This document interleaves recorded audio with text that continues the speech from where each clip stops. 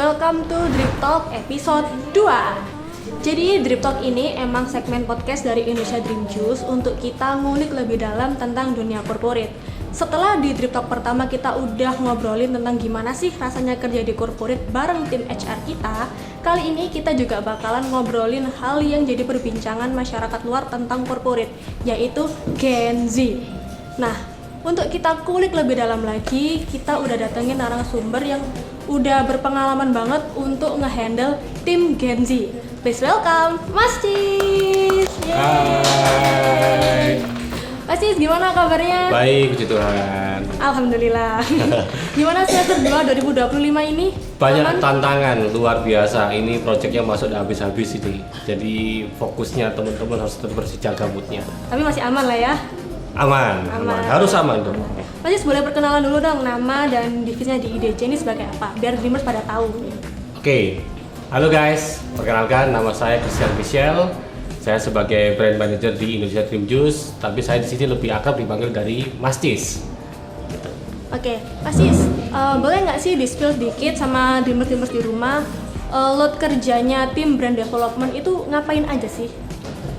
Tim brand development itu dia pekerjaannya kompleks dan banyak banget, khususnya dalam dunia mensupport untuk kebutuhan tim marketing dan sales.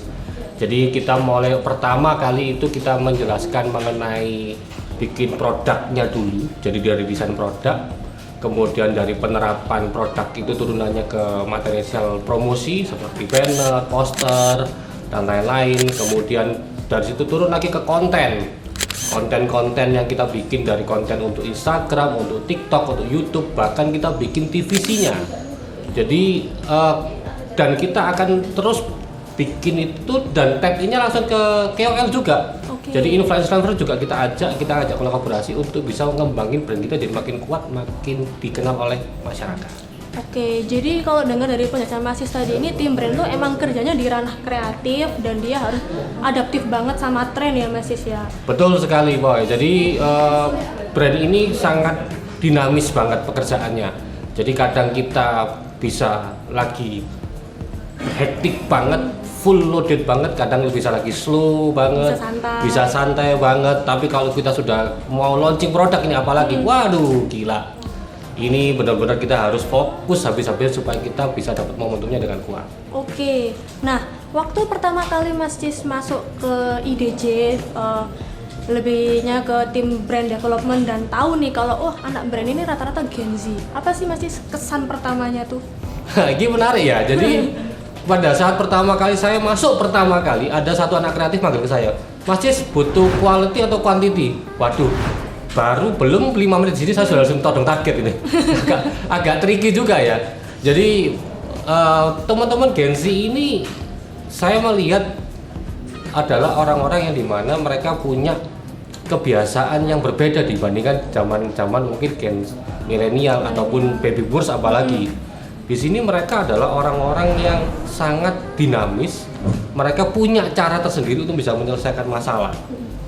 Dan teman-teman Gen Z ini kita bisa bilang nggak bisa ditata, aku maunya begini nih. Itu akan sulit banget. Jadi teman-teman Gen Z ini ketika kita berikan sebuah tantangan kepada mereka, udah kamu yang penting hasilnya begini. Mereka caranya punya cara sendiri-sendiri. Nah cara sendiri itu kita bebasin aja. Maunya gimana, yang penting goalsnya nyampe deh. Nah terus ada pendekatan sendiri nggak Mas Cis untuk lebih engage sama teman-teman Gen Z itu? Pertama yang perlu pendekatan yang paling efektif adalah kita banyak bicara, kita banyak diskusi. Teman-teman Gen Z ini butuh diajak ngobrol lebih dalam. Kalau kita ngomong sekarang deep talk ya, tapi mana pada dasarnya ya kita ngomong deep talk. Kita kumpulkan mereka, kita ngajak bicara, ayo kita ngobrol. Kamu punya cara bagaimana, kita punya cara seperti apa, yang penting goalsnya kita nyampe. Jadi intinya adalah komunikasi yang harus tebal. Oke, menarik nih kalau kita ngobrolin tentang komunikasi. Gaya komunikasi yang biasanya masih terapin ke teman-teman Gen Z di IDJ itu gimana? Kita komunikasinya sih simpel aja ya, yang penting kan mereka sama-sama paham dengan bahasa yang untungnya kita bergerak di Surabaya ya. Kalau kita bergerak di Jaksel, waduh malah lebih susah lagi. Bahasa korporat. Apalagi kalau kita korporatnya ada di peak gitu ya, ngomong sudah ayu-ayu gitu. Memang agak lebih susah lagi, pasti akan punya treatment yang berbeda. Tapi pada dasarnya kita mengikuti cara mereka berpikir, mereka berbicara. Jadi kalau kita mau kenal dengan mereka dengan lebih jauh, artinya ya kenal dulu siapa yang diajak lawan bicara.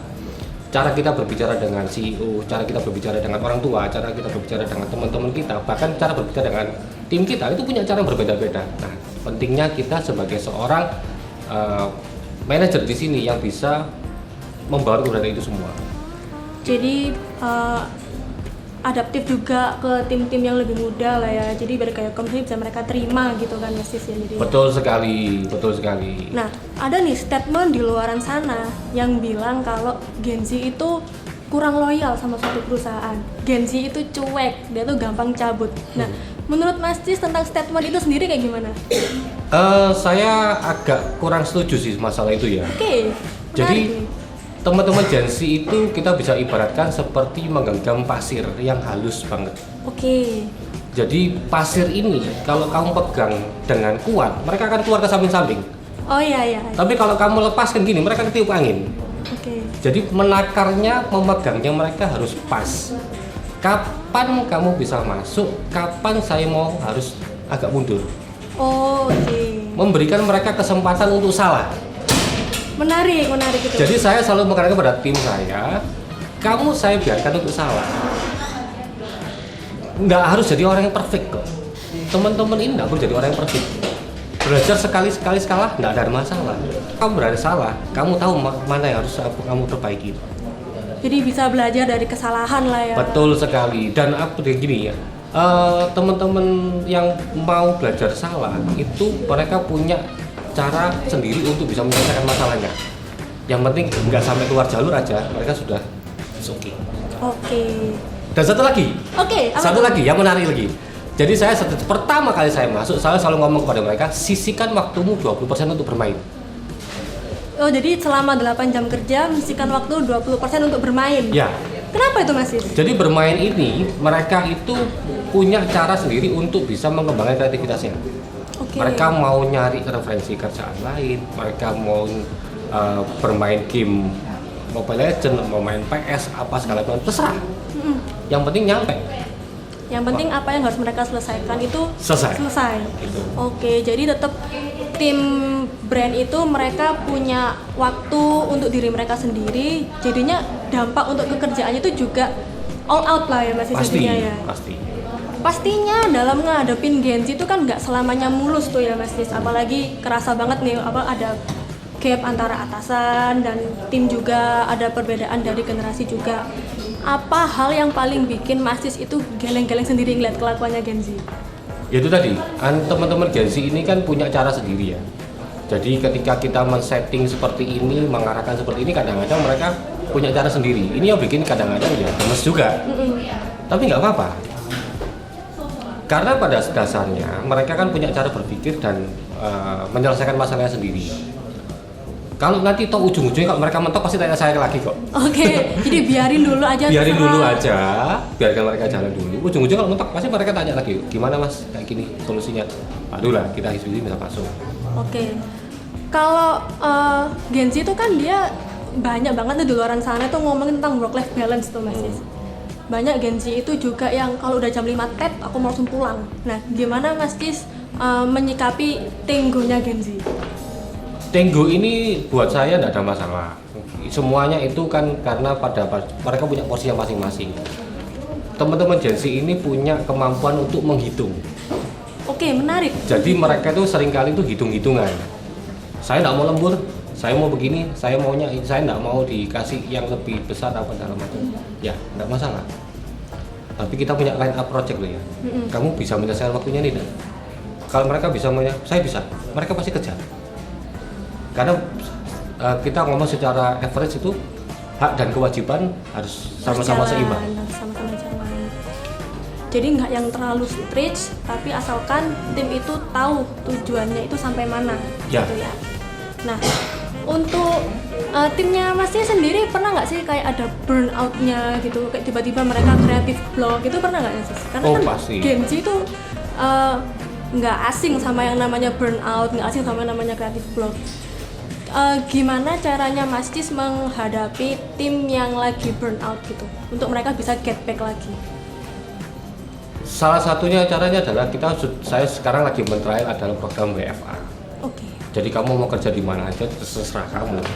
Yang penting kerjaanmu beres. Jadi WFA ini sebenarnya mereka jangan sampai orang-orang kreatif ini terkotak dalam satu ruangan yang mereka bosan lah. Oh ya, oke. Biarin aja mereka mau keluar. Gak apa-apa. Kalau kamu makin sering kamu keluar, makin sering kamu berkarya, maka impactnya akan jadi bagus juga untuk perusahaan, untuk tim khususnya. Yang penting mereka ngerasa, oh aku lagi butuh kebebasan ini, aku butuh cari ide-ide di luar sana. Kalau aku di kantor terus, buntu nih idenya nggak dapet. Jadi dengan dikasih kebebasan WFA, dengan dikasih kebebasan kalau emang kamu itu ngerasa stuck buntu di kantor, kalian bisa nyari ide itu di luar gitu ya. Boleh. Dengan kembali ngasih ide yang lebih besar lagi gitu ya. Boleh, silakan. Boleh diceritain nggak sih Mas Cis, project-project menarik yang pernah dikerjain bareng Gen Z yang hasilnya itu mind blowing dan keren banget? Pernah, banyak sekali. Banyak sekali kamu tanya seperti itu, banyak banget gitu. Bisa diceritain dulu mungkin 1 atau 2 gitu. Salah satunya kemarin kita lagi jalan itu kan kemarin dengan launchingnya Blueberry Press. Blueberry Press ini menurut saya dari KOL ya, dari si Nevia itu kemarin memberikan sebuah penawaran, Pak, ini saya ada talent namanya Claudia. Kok bisa sampai ke sana kamu? Okay. saya juga nggak berpikir sampai ke sana. Ya karena dia begini. Oke. Ternyata dia bisa. Ya, artinya dia punya cara tersendiri untuk bisa menyelesaikan masalahnya. Contoh lagi nih misalnya, oke, kita mau ada event di sini nih. Saya nggak terlalu banyak berpikir menekan kepada mereka, nanti harus settingnya ini begini. Ternyata hasilnya jauh lebih besar apa yang kita harapkan. Bahkan kemarin kita kan penjualan kecil, event itu punya kecil, tapi penjualan juga bagus loh. Teman-temannya saling berinteraksi, semuanya saling support kanan kiri, sampai akhirnya kita cuma goalsnya lebih dari target yang kita mengharapkan. It's okay gitu. Statement di luar sana tentang Gen Z, ternyata ketika kita bisa guide mereka dengan baik, hasilnya yang mereka keluarin juga oke-oke ya Mas Cis ya? Ya, artinya biarkan mereka untuk menyelesaikan masalahnya sendiri, karena kalau mereka ujung-ujungnya mentok pasti balik ke pimpinannya kok. Oke. Jadi khawatir soal itu. Nah, terakhir nih Mas Cis, ada nggak saran untuk leader-leader di luar sana selama biar mereka itu tahu nih dan dapat tips and trick untuk ngehadepin Gen Z itu kayak gimana? Jangan gengsi. Jadi menghadapi gengsi itu jangan gengsi. Kalau kamu menekankan gengsi pada, oh saya pimpinan nih, saya punya gengsi dong, saya tidak boleh gini. Jangan, biarin aja. Kalau kamu mendapatkan gengsi pada dirimu sendiri, menekan egoisme yang lebih besar, nggak akan nyaman. Gap itu jadi akan makin jauh. Jadilah seorang leader, bukan jadi seorang bos. Oke. Kalau kamu menerapkan jadi seorang bos yang saklek banget, mereka pasti nggak akan nyaman. Memang gengsi itu kita bisa bilang teman-teman ini kan itu tadi menjaga moodnya dia yang kadang-kadang naik turun. Iya, Terus kemudian seringkali mereka ini enak udele dewi atau bahasa Jawanya gitu ya. Yeah. Sesenang-senangnya mereka. Kadang mereka ada mental blocking. Nggak bisa Pak, males aku, susah begini apa. Disitulah kita bisa masuk untuk bisa memotivasi mereka. Kenapa saya bilang ini jangan gengsi? Leader yang baik itu selalu menerapkan 3 kata utama. Oke. Pertama, kamu minta tolong. Jangan gengsi untuk lalu minta tolong. Yang kedua, jangan gengsi juga untuk minta maaf kalau kamu memang ada salah. Dan jangan gengsi untuk bilang terima kasih. 3 kata ini simple, tapi menjadikan bentuk apresiasi yang bagus untuk dia. Udah selesai itu aja. Ditolong, maaf, dan terima kasih. Jadi tim itu juga merasa terapresiasi, tim juga merasa terbantu. Jadi hubungan antara leader sama staff itu juga deket gitu Mas Cis. Betul sekali. Nah, setelah kita banyak ngobrol sama Mas Cis tentang semua pengalamannya dalam menghandle tim Gen Z, kali ini kita akan buktikan ke Mas Cis kedekatan Mas Cis dan timnya. Kita akan main games nih Mas Cis. Siap nggak nih? Jadi gamesnya gampang, jadi Mas Cis harus tebak nama dari tim brand cuma lewat suaranya mereka aja. Oke. Siap? Siap. Oke, let's go. Oke.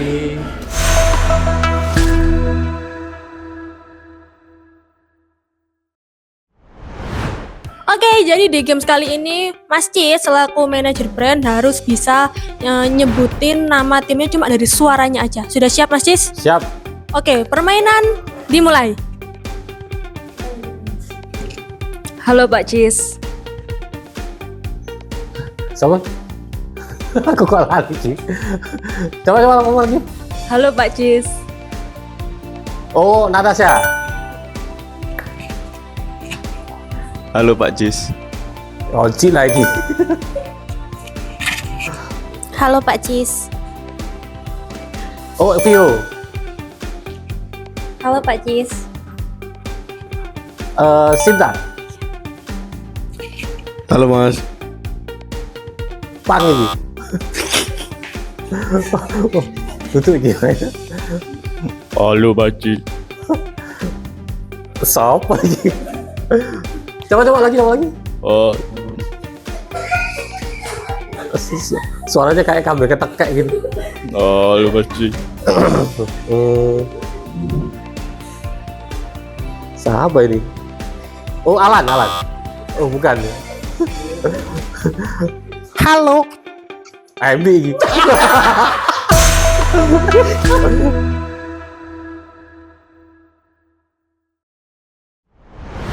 Oke, seru banget permainan tadi. Terima kasih. Membuktikan kalau ternyata Mas Cis deket ya sama timnya. Amin. Terima kasih. Untuk itu aku mau kasih tantangan buat dreamers di rumah. Buat kalian yang bisa jawab 2 pertanyaan ini, kalian akan dapat kiriman spesial dari IDC. Pertanyaannya adalah yang pertama, coba jawab Mas Cis di permainan tadi benar berapa orang. Dan pertanyaan yang kedua, siapa orang ketiga yang berhasil ditebak Mas Cis dengan benar? 3 orang yang beruntung bakalan dapat sesuatu dari IDC. Oke, sekian Drip Talk episode 2 kali ini. Jadi emang kesimpulannya Gen Z itu mereka emang out of the box, mereka emang kreatif, tapi selama leadernya bisa dan tahu cara menghandle mereka dengan baik, mereka itu bisa jadi aset yang besar untuk perusahaan. Amin. Sekian Drip Talk 2 hari ini. Terima kasih Mas Cis atas Sama-sama, waktunya, atas pengalaman yang udah di-share, ilmu-ilmu yang di-share sama kita. Terima kasih juga buat dreamers di rumah yang udah nontonin sampai akhir. Jangan lupa like, komen, dan subscribe YouTube Indonesia Dream Juice dan follow sosmed kita di bawah ini. Terima kasih dan see you Drip Talk next episode. Bye-bye. Thank you.